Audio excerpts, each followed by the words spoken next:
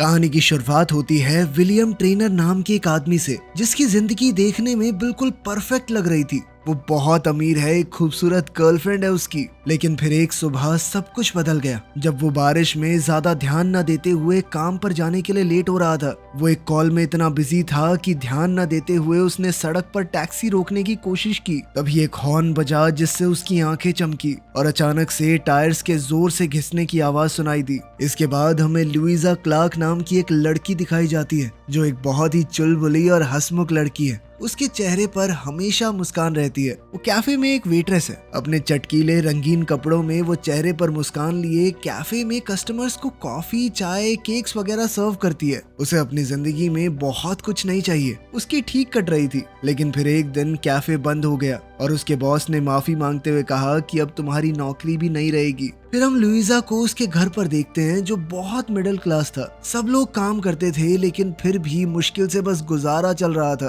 फिर रात के खाने पर इस बात को लेकर बहस हुई, लेकिन लुइजा की माँ को यकीन था कि वो जल्दी ही कुछ नया ढूंढ लेगी। इसके बाद अगली सुबह लुइजा अपने बॉयफ्रेंड पैट्रिक से लोकल एथलेटिक्स ट्रैक पर मिली। उसने उसे हौसला देने की कोशिश की और कहा कि रुकना मत, दुनिया में भरी पड़ी है नौकरियां, तुम डरो मत, जरूर नौकरी मिलेगी। लेकिन नौकरी ढूंढने की कोशिश लगातार करते रहना। अब लुइजा के पास खोने को था ही क्या, इसीलिए वो एक एम्प्लॉयमेंट ऑफिस में गई। मगर वहाँ पता चला कि पिछले कुछ समय में उसने कई नौकरियां ट्राई की, लेकिन कोई भी उसके लिए सही नहीं लग रही थी। अब सिर्फ एक नौकरी बची है जो शायद उसके काम की हो। ऑफिसर ने बताया कि ये केयर टेकर की नौकरी है, यानी कि उसे एक अपाहिज हो चुके आदमी का ख्याल रखना होगा। इसके लिए कुछ खास एक्सपीरियंस की जरूरत भी नहीं है और ये लुइजा के लिए एकदम परफेक्ट जॉब थी, इसीलिए उसने बिना सोचे समझे हाँ भी कह दिया।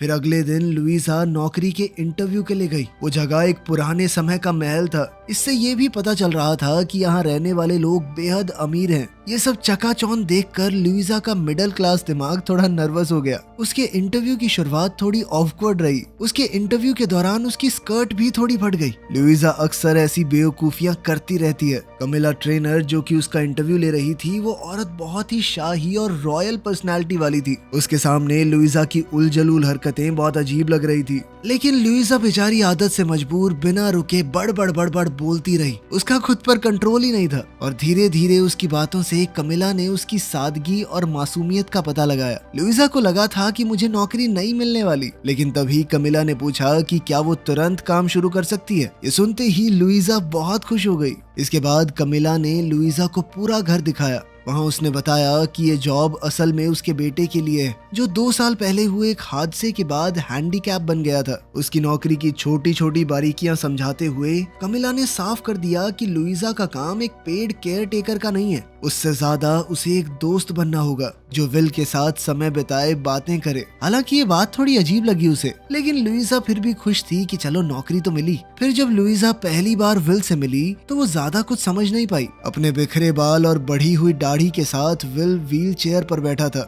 सबसे पहले विल ने अपने मुंह से अजीब सी आवाजें निकालनी शुरू कर दी, जैसे वो जानबूझकर लुइजा को अजीब महसूस करवाना चाहता हो। और जब उसने बोलना शुरू किया तब भी उसकी बातों में मजाक और एक तरह की नफरत थी। यूं सारा दिन एक कुर्सी पर बैठे बैठे उसका मन कड़वा हो गया था। विल के बिना बात के ताने सुनकर लुइजा को अब ये नौकरी इतनी भी अच्छी नहीं लग रही थी। खैर, घर वापस आने पर लुइजा ने देखा कि सब कुछ बिल्कुल उथल पुथल हो रखा था। घर में सामान फैला हुआ था, किचन बिखर चुकी थी और हर कोई परेशान लग रहा था। लेकिन जैसे ही लुइजा ने बताया कि उसे नौकरी मिल गई तो पूरा परिवार खुशी से झूम उठा। फिर अगले दिन काम पर लुइजा को विल के फिजिकल थेरेपिस्ट नेथन ने समझाया कि तुम्हें विल को उठाने या इस तरह की कोई चीज करने की जरूरत नहीं है। इस पर लुइजा ने पूछा कि फिर करना क्या है मुझे, तो नेथन के पास भी कोई खास जवाब नहीं था। उसने सिर्फ इतना कहा कि शायद तुम्हारा काम विल को खुश रखना है। मगर लुइजा की विल के साथ पहली बातचीत बिल्कुल भी अच्छी नहीं थी। उसने विल को मनाने की कोशिश की कि चलो मेरे साथ बाहर चलो, लेकिन विल हर बात पर ताना सा मार देता। बहुत रूड भी था वो। फिर उसने सीधा सीधा कहा कि बहुत बकर बकर करती हो तुम, मेरे आसपास हो तो थोड़ा कम बोला करो।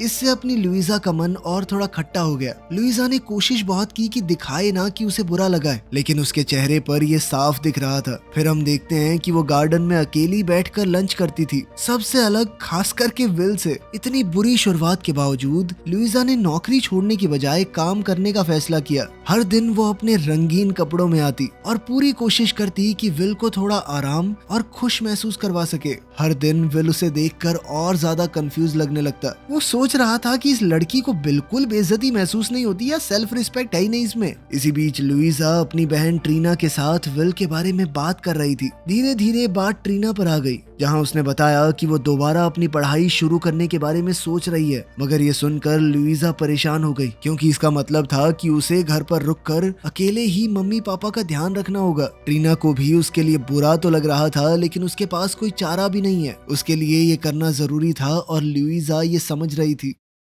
फिर अगली सुबह लुइजा जब विल के घर पहुंची तब उसे पता चला कि विल के कुछ पुराने दोस्त उससे मिलने आए थे। ये थोड़ा अलग था और कमिला की हाव भाव देखकर ऐसा लग रहा था मानो वो चाहती ही ना हो कि विल उनसे मिले। जो लोग आए थे वो थे विल का बेस्ट फ्रेंड रूपर्ट और उसकी एक्स गर्लफ्रेंड एलिसिया। उनकी बातचीत से साफ पता चल रहा था कि उनके रिश्ते में खटास तो आई है। इधर लुइजा साइड में खड़ी सब कुछ देख रही थी और उसके चेहरे पर दर्द साफ नजर आ रहा था। लेकिन बात और भी खराब तब हो गई जब रूपर्ट ने बताया कि वो और एलिसिया ना सिर्फ डेट कर रहे हैं बल्कि अब तो दोनों की मंगनी भी हो गई है। वो दोनों ये खबर विल को साथ में देना चाहते थे, मगर विल ये सब सुनकर अंदर से टूट गया। लेकिन उसने हर बार की तरह अपनी भावनाएं अपनी तीखी और ठंडी बातों में छुपा ली। जब एलिसिया वहां से जा रही थी तो उसने लुइजा के सामने कबूल किया कि एक्सीडेंट के बाद वो विल के साथ रहना चाहती थी, लेकिन किसी ऐसे इंसान की मदद नहीं की जा सकती जो खुद मदद लेना ही ना चाहता हो। इस पर लुइजा ने कुछ नहीं कहा, लेकिन उसके चेहरे से साफ लग रहा था कि वो इस बात से सहमत नहीं है। खैर उनके जाने के बाद लुइजा को दूसरे कमरे से जोर की आवाज आई। वो तुरंत वहां गई और देखा कि विल की फ्रेम्ड फोटोज जमीन पर टूटकर बिखरी हुई थी। ऐसा लग रहा था जैसे विल ने खुद उन्हें गिरा दिया हो।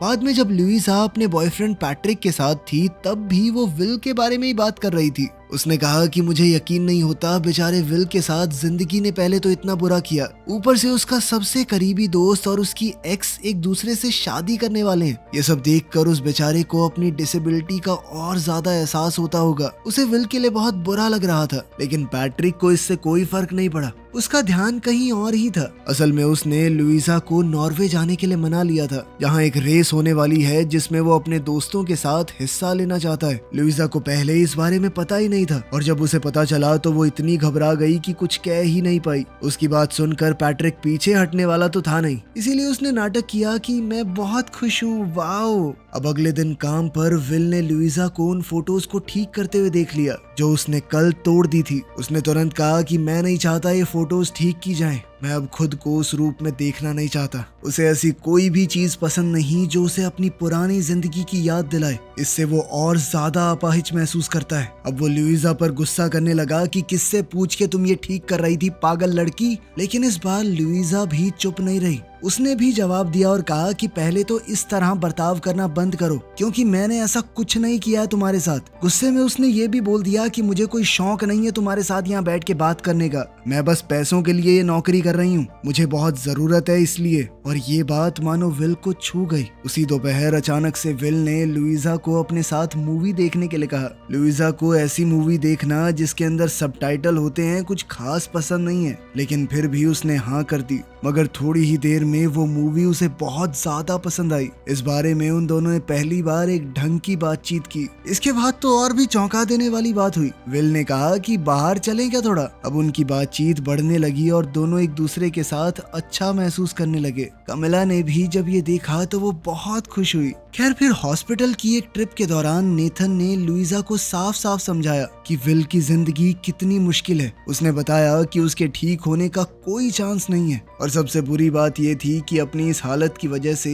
वो बहुत ही आसानी से बड़ी बड़ी बीमारियों का शिकार हो सकता है। साथ ही उसने बताया कि उसे लगातार दर्द होता रहता है, वो कभी भी नॉर्मल नहीं होता, पता है। अब लुइजा समझ गई कि उसकी जिंदगी इतनी भी आसान नहीं थी जितनी विल दिखाने की कोशिश करता है।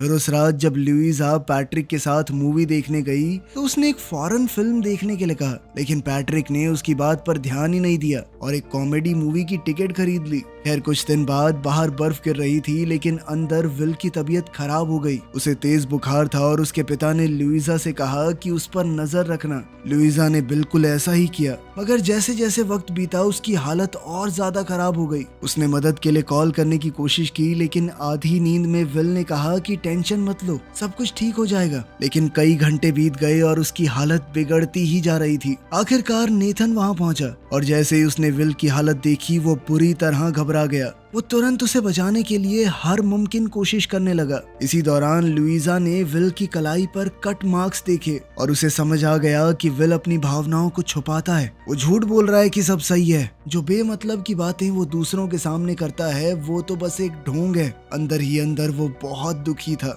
उस रात लुइजा जरूरत न होने के बावजूद भी विल के पास ही रही। वो उसके पास बैठी रही और एक पुरानी बर्थडे वीडियो देखी जो उसके दोस्तों ने बनाई थी। उस वीडियो में विल एक बहुत ही अलग इंसान लग रहा था। वो एकदम जिंदा दिल, खुश और एनर्जेटिक था। खैर जब विल ने आंखें खोली तो उसने लुइजा को अभी भी अपने कमरे में देखा। तो उन्होंने और बातें की और उनके बीच दोस्ती बढ़ने लगी। धीरे धीरे विल का बर्ताव भी बेहतर होने लगा, लेकिन हालात एकदम से खराब हो गए जब लुइजा ने विल के माँ बाप को झगड़ते हुए सुना। तब पता चला कि विल ने एक अरेंजमेंट किया था कि वो 6 महीने बाद स्विट्जरलैंड में जाकर एक चैन की मौत लेगा। कमिला को एक माँ होने के नाते ये बात बिल्कुल गवारा नहीं थी। वो नहीं चाहती थी कि ऐसा कुछ हो, लेकिन विल के पिता को लगता था कि ये विल का फैसला है और उन लोगों का इसमें बोलने का कोई हक नहीं है। ये सब सुनकर लुइजा बहुत परेशान हो गई और उसने जॉब छोड़ने का सोचा, लेकिन उसकी बहन ने उसे समझाया कि कहानी का अंत ऐसे नहीं होना चाहिए, बल्कि लुइजा के पास अभी 6 महीने हैं जिसमें वो विल को दिखा सकती है कि जिंदगी इस तरह भी जीने लायक है, चाहे उसके हाथ पैर नहीं भी चलते